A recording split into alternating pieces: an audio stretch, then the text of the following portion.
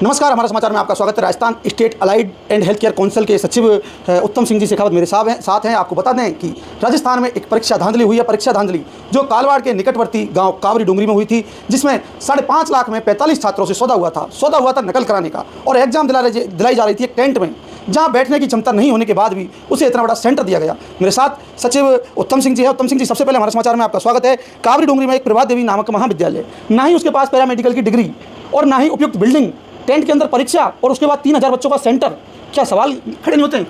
देखिए, ये जो केंद्र तय करने की जो प्रक्रिया होती है, हमारे यहाँ पे परीक्षा नियंत्रक का पद सृजित है, और जो परीक्षाएं होती है उसमें भवनों की जो अवेलेबिलिटी है, कई अन्य परीक्षाएं भी चलती है और कक्षाएं भी कई जगह नियमित रूप से चलती है, तो भवनों को तय करने की जिम्मेदारी जो है वो परीक्षा नियंत्रक जो है वो देखते हैं। इनको व्यक्तिगत रूप से जा कर के निरीक्षण किया जाता है। पूरा प्रपत्र है, उसका एक चेकलिस्ट है कि परीक्षा केंद्रों पे क्या क्या चीज़ें होनी चाहिए। क्योंकि इस केंद्र पर करीब 2800-2700 बच्चों का केंद्र यहाँ पर दिया गया था, जबकि वहाँ पर मेरे द्वारा भी निरीक्षण किया गया था परीक्षा के दिनांक पे, तो वो सुविधाएँ वहाँ अनुकूल नहीं थी, और इन परीक्षाओं को हमने वहाँ की जो अनियमितताएँ और जो अव्यवस्था देख करके उसको तुरंत उसी दिन हमने आधा घंटे बाद में उसको निरस्त करने का आदेश जारी कर दिया था।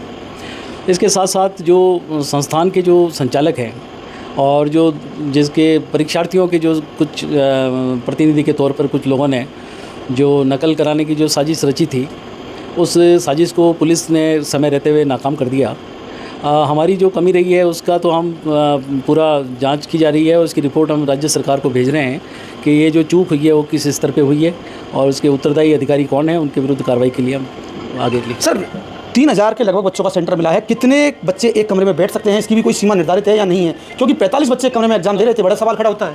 कमरे में उनके आकार प्रकार के हिसाब से निर्धारित किए जाते हैं, लेकिन वो तो बिल्कुल उपयुक्त नहीं था, उस बात को मैं स्वीकार करता हूँ। सर, भवन की फायर एनओसी की वगैरह या इनकी भी जांच की जाती है नहीं की जाती? क्योंकि इन दिनों कई कोचिंग संस्थान ऐसे जिनमें आग लग चुकी है, इमरजेंसी द्वार होते नहीं। देखिए, इसमें हमारी पूरी चेकलिस्ट है जिसमें सारी सुविधाओं का जिक्र है जी। और क्या क्या सुविधा होनी चाहिए, कुछ बता सकेंगे? सारे उसमें सीसीटीवी कैमरे होने चाहिए, उसमें फायर सेफ्टी का भी है, सारी जो भी चीज़ें जो एक शिक्षण संस्थान के लिए अनिवार्य है वो सारी चीज़ें वांछित होती है। ये संस्थान कितनी आपकी जो गाइडलाइन है पूरी कर रहा था? ये इसकी तो हम अभी समीक्षा करेंगे। बाकी इसमें स्थान की कमी तो निश्चित रूप से थी।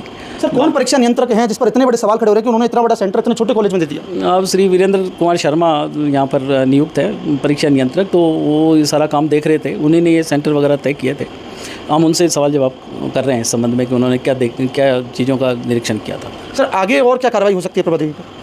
प्रभा देवी में जो मान्यताएं हैं उसके संबंध में सरकार निर्णय करेगी। हमारे से संबंधित इनके यहाँ कोई संचालन नहीं होता था, तो हमारे स्तर पे तो इनके विरुद्ध जो पुलिस कार्रवाई है वही चल रही है। सर, प्रदेश में कई शिक्षण संस्थान ऐसे हैं, एक बिल्डिंग में 4-4, 5-5 पैरामेडिकल कॉलेज चल रहे हैं, क्या उन पर भी कोई कार्रवाई होगी?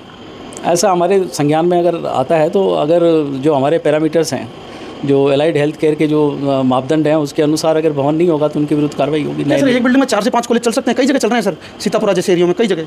यदि उनके पास स्थान है और वो नियमों के उसमें आते हैं तो कोई इशू नहीं है ना। अगर बड़ी बिल्डिंग है और उसमें सेपरेट उनके फ्लोर्स हैं और सेपरेट उनकी सुविधाएं हैं तो वो कोई बात नहीं है, लेकिन अगर एक ही भवन में अपर्याप्त स्थिति में अगर है तो उन पर कार्रवाई नियमों के अनुरूप की जाएगी। तो ये मेरे साथ रहे उत्तम सिंह शेखावत, जिन्होंने बताया कि हमने मौके पर जैसे ही हमें शिकायत मिली, हमने तुरंत उस पर कार्रवाई की और परीक्षा सेंटर निरस्त किया। आगे जांच का विषय है कि परीक्षा नियंत्रक ने इतनी बड़ी सेंटर कैसे दी।